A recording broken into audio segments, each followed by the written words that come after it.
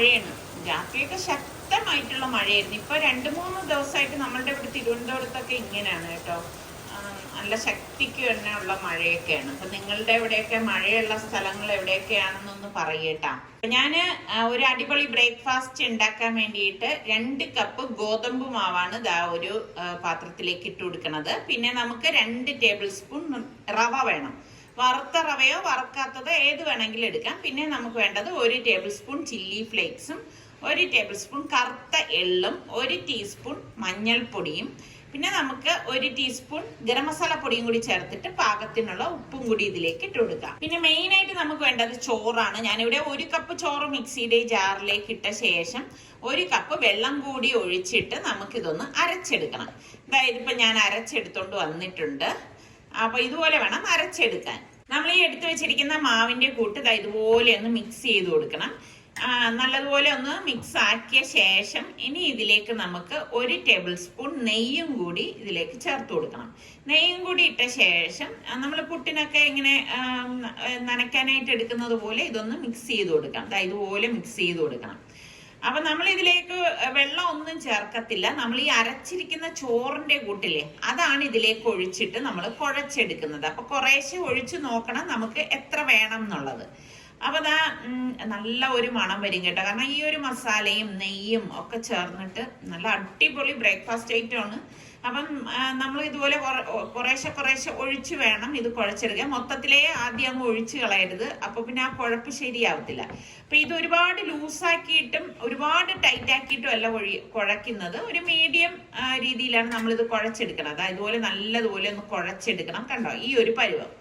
അപ്പൊ ഇനിയിപ്പൊ നമുക്ക് ഈ കുഴച്ചു വെച്ചിരിക്കുന്ന മാവ് കുറഞ്ഞത് ഒരു 15 മിനിറ്റ് എങ്കിലും നമ്മൾ റെസ്റ്റ് ചെയ്യാനായിട്ട് വെക്കണം. അപ്പൊ ഞാൻ അടച്ചൊന്ന് മാറ്റി വെക്കാണ്. ഇനി നമുക്ക് ഇതിന്റെ മസാലയ്ക്ക് വേണ്ടിയിട്ട് ഞാനിവിടെ 1 സവാള, 1 ക്യാരറ്റ്, 2 പച്ചമുളക്, 1 തക്കാളി, കുറച്ച് മല്ലിയില ഇത്ര എടുത്തിട്ടുണ്ട്. പാനിലേക്ക് 2 ടേബിൾ സ്പൂൺ ഓയിൽ ഒഴിച്ച ശേഷം 1 ടീസ്പൂൺ ചെറിയ ജീരകം ഇട്ട് പൊട്ടിച്ചിട്ട് നമുക്ക് ഈ അരിഞ്ഞു വെച്ചിരിക്കുന്ന വെജിറ്റബിൾസ് എല്ലാം ഇതിലേക്ക് ഇട്ട് കൊടുക്കണം. ഇട്ട് കൊടുത്ത ശേഷം നമുക്ക് ഇതെല്ലാം ചേർത്തിട്ടൊന്ന് വഴറ്റി കൊടുക്കാം. ഇതെല്ലാം ഒരുമിച്ച് തന്നെ ഇതുപോലെ ഇട്ട് കൊടുത്താൽ മതി കേട്ടോ. എളുപ്പം ഉണ്ടാക്കിയെടുക്കാൻ ഇതുപോലെ ഒന്ന് വഴറ്റി കൊടുക്കണം. ഒന്ന് വഴണ്ട് വരുമ്പോഴേക്കും നമുക്കിതിലേക്ക് 1 ടീസ്പൂൺ ചില്ലി ഫ്ലേക്സും 1 ടീസ്പൂണോളം മിന്റ് ലീഫില്ലേ, പുതിനയില, അത് ഉണക്കിയതും 1 ടീസ്പൂൺ ഒറിഗാനോയും 1 ടീസ്പൂൺ കുരുമുളക് പൊടിയും പാകത്തിനുള്ള ഉപ്പും ചേർത്തിട്ട് നമുക്കിതൊന്ന് വഴറ്റി കൊടുക്കണം. അപ്പോൾ ഇത്രയും മസാലപ്പൊടികളാണ് നമ്മൾ ഇതിലേക്ക് ചേർക്കുന്നത്. ഞാൻ പറഞ്ഞില്ലേ, ഒരു വെറൈറ്റി ആയിട്ടുള്ള ഒരു മസാലയാണിത്. എന്നിട്ട് നമുക്കിതൊന്ന് സൈഡിലേക്ക് എല്ലാ മസാലയും ഒതുക്കിയ ശേഷം ഞാൻ ഇതിന്റെ സെന്ററിലേക്ക് 1 ടീസ്പൂൺ നെയ്യ് ഒഴിച്ചിട്ട് 2 മുട്ടയൊന്ന് പൊട്ടിച്ച് ഒഴിച്ചു കൊടുക്കണം. അപ്പൊ കുട്ടികൾക്ക് സ്കൂളിലൊക്കെ കൊടുത്തു വിടാനൊക്കെ പറ്റിയൊരു ഐറ്റമാണ്. അപ്പൊ ഇതിന്റെ മുകളിലേക്ക് ഞാൻ കുറച്ച് ഉപ്പും കൂടി ഒന്ന് ഇട്ട് കൊടുക്കാണ്. ഇട്ട് കൊടുത്ത ശേഷം ഉടനെ ഉടക്കത്തില്ല, ഇതുപോലെ 1 സെക്കൻഡ് കഴിഞ്ഞിട്ട് ഇതൊന്ന് ഉടച്ചിട്ട് നമുക്കൊന്ന് വെയിറ്റ് ചെയ്യണം കേട്ടോ. എന്നിട്ട് വീണ്ടും ഒന്ന് ഇളക്കി കൊടുക്കുകയാണ് ചെയ്യണത്. കാരണം തീരെ അങ്ങ് സ്ക്രാമ്പിൾ ആകാതിരിക്കാനാണ് അങ്ങനെ ചെയ്യണത്.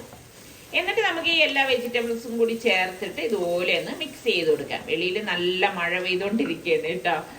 അപ്പൊ ഇതുപോലെ ഒന്ന് മിക്സ് ചെയ്തിട്ട് ഞാനൊരു പ്ലേറ്റിലേക്ക് ഇത് തണുക്കാനായിട്ട് മാറ്റി വെക്കണം. ഒന്ന് പരത്തി വെച്ച് കൊടുക്കുമ്പം അത് പെട്ടെന്ന് തണുത്ത് കിട്ടും.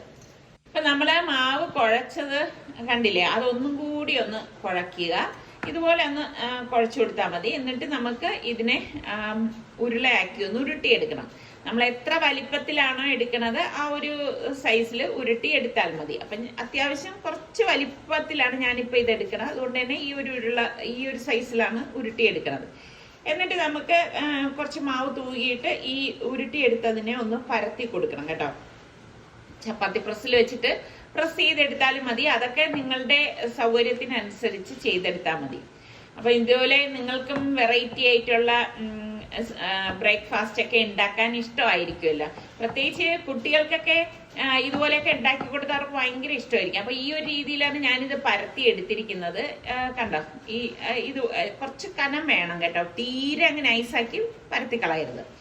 അപ്പോൾ അടുത്ത് വീണ്ടും ഒരു മാവ് ഇതുപോലെ തന്നെ നമ്മൾ എടുത്തിട്ട് പരത്തി എടുക്കുകയാണ് ചെയ്യണത്. അപ്പൊ എങ്ങനെ വേണമെങ്കിലും നമുക്കിത് റെഡിയാക്കി എടുക്കാം. ഇപ്പൊ 2 എണ്ണം ഇതുപോലെ നമ്മൾ റെഡിയാക്കുന്നതിന്റെ കാരണം എന്തെന്ന് ഞാൻ പറഞ്ഞു തരാം കേട്ടോ. എല്ലാ മാവും നമ്മൾ ഇതുപോലെ ഒന്ന് പരത്തി എടുത്തിട്ട് ചെയ്താൽ എളുപ്പത്തിൽ നമുക്ക് റെഡിയാക്കി എടുക്കാൻ പറ്റും. അപ്പം ഒരു പരത്തിയ മാവിന്റെ മീതെ നമുക്ക് സെന്ററിൽ ഇതുപോലെ ഫില്ലിംഗ് വെച്ചു കൊടുക്കാം.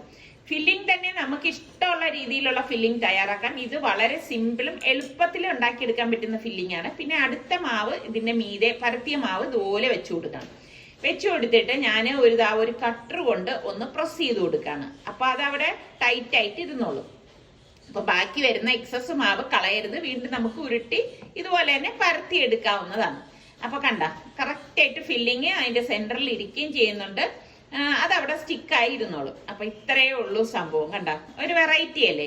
അപ്പൊ ഇതിൻ്റെ അകത്ത് കുട്ടികൾക്ക് ചീസ് ഇഷ്ടമാണെങ്കിൽ ചീസ് വെച്ചു കൊടുക്കാം. അങ്ങനെ നമുക്ക് ഇഷ്ടമുള്ള എന്താണോ അത് വെച്ചിട്ട് നമുക്ക് ഇത് റെഡിയാക്കി എടുക്കാം. അപ്പൊ ഞാൻ ഒരെണ്ണം കൂടി ഇതാ ഇതുപോലെ ഒന്ന് കാണിച്ചു തരാം. കുട്ടികളൊക്കെ സ്കൂളിൽ വിട്ട് വരുന്ന സമയത്തൊക്കെ ഉണ്ടാക്കി കൊടുക്കാൻ പറ്റിയ ഐറ്റമാണ് കേട്ടോ. അപ്പൊ മുതിർന്നവർക്കാണെങ്കിലും ഇത് നന്നായിട്ട് ഇഷ്ടപ്പെടും. അപ്പൊ ദാ ഇതുപോലെ ഒന്ന് കട്ട് ചെയ്ത് എടുത്താൽ മതി. അപ്പൊ നമ്മള് വീട്ടമ്മമാർക്കൊക്കെ എന്നും എന്ത് പലഹാരം ഉണ്ടാക്കും എന്നൊക്കെ ഉള്ള ഒരു ചിന്തയല്ലേ. അപ്പം വെറൈറ്റി ആയിട്ടൊക്കെ ഇതുപോലെയൊക്കെ ഉണ്ടാക്കി കൊടുക്കുമ്പം എല്ലാവർക്കും ഇഷ്ടപ്പെടുകയും ചെയ്യും. എന്നാൽ നല്ല ഹെൽത്തി ആയിട്ട് നമ്മളിത് ഉണ്ടാക്കിയെടുക്കാൻ വേണം. അപ്പൊ ഇത് തന്നെ നമുക്ക് പല രീതിയിൽ ഉണ്ടാക്കാം. ഞാനിപ്പോ ഒരു പാനിലേക്ക് കുറച്ച് ഓയിൽ ഇതുപോലെ ഒന്ന് ഒഴിച്ചു കൊടുക്കാണ്.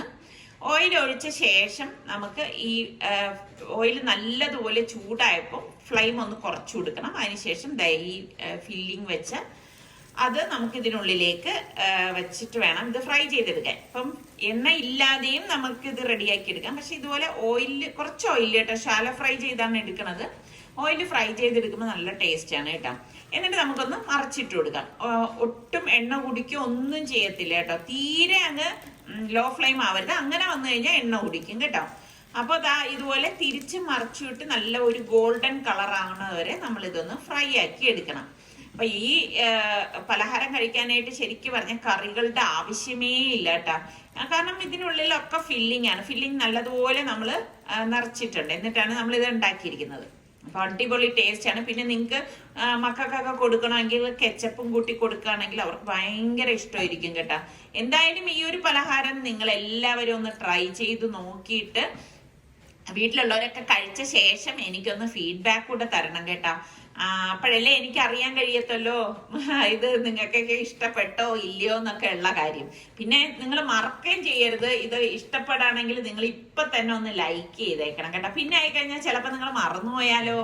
അപ്പൊ ഇങ്ങനെ നമ്മളിപ്പം ഈ എടുത്തു വെച്ചിരിക്കുന്നത് ഓരോന്നും ഇതുപോലെ തന്നെ ഈ പാനിലേക്ക് വെച്ചിട്ട് നമുക്ക് ഫ്രൈ ആക്കി എടുക്കാം.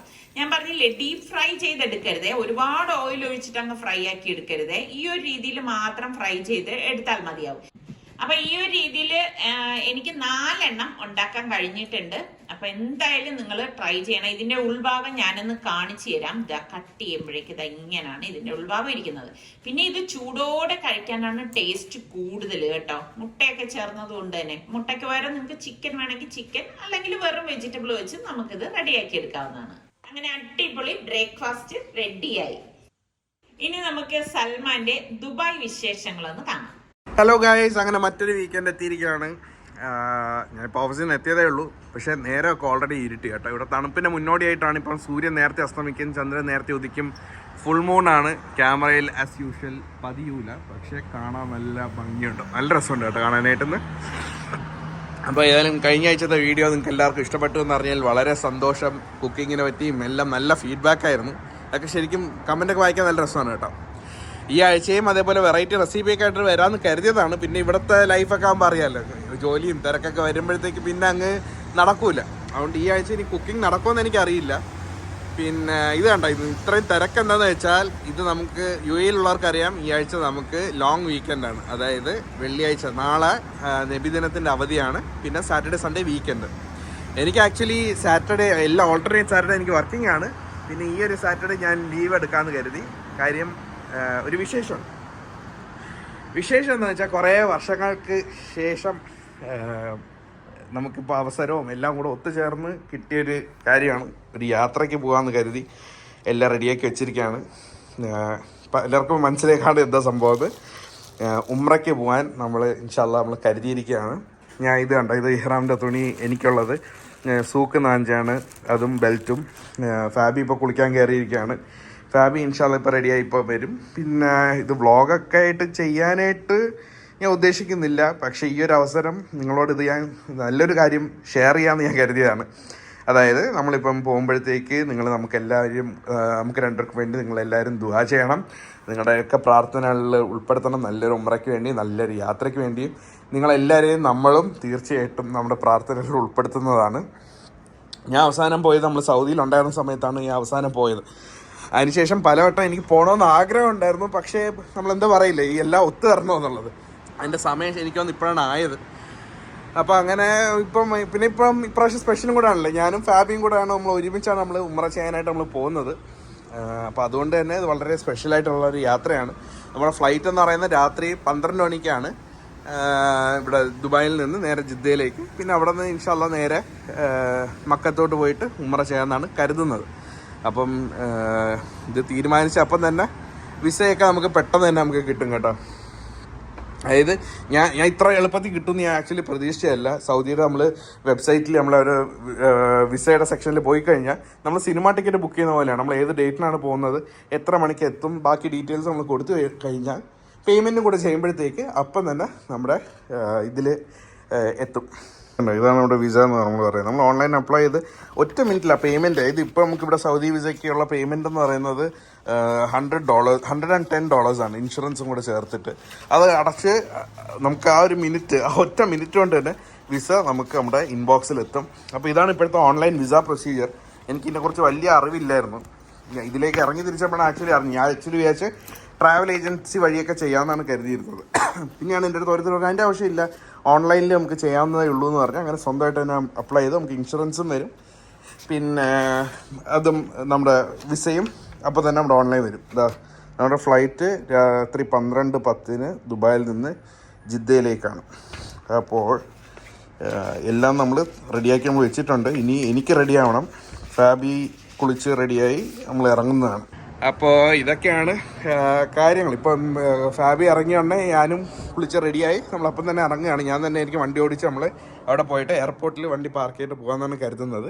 ഇൻഷാല്ലാ നമ്മൾ പോയിട്ട് ഇപ്പോൾ ഫ്രൈഡേ അവിടെ ചിലവഴിക്കുക, സൺഡേ റിട്ടേൺ ഫ്ലൈറ്റ്, അങ്ങനെയാണ് നമ്മൾ കരുതുന്നത്. അപ്പോൾ എല്ലാം ഇവിടെ ഒതുക്കിക്കൊണ്ടിരിക്കുകയാണ്. അപ്പോൾ ഏതായാലും നോക്കാം, ബാക്കി എന്തെങ്കിലും വിശേഷം ഉണ്ടെങ്കിൽ നിങ്ങളായിട്ട് തീർച്ചയായിട്ടും ഷെയർ ചെയ്യാം.